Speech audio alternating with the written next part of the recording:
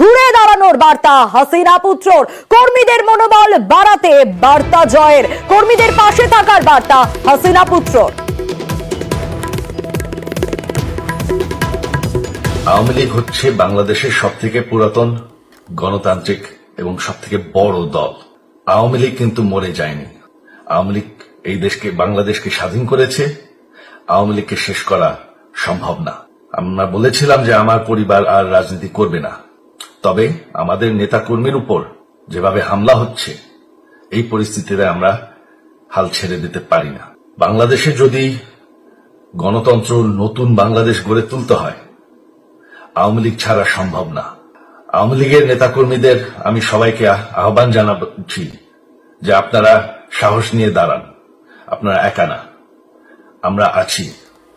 বঙ্গবন্ধুর পরিবার কোথাও যায়নি, শেখ হাসিনা মরে যাননি। বাংলাদেশ আওয়ামী লীগ ছাড়া গণতন্ত্র, নির্বাচন সম্ভব না।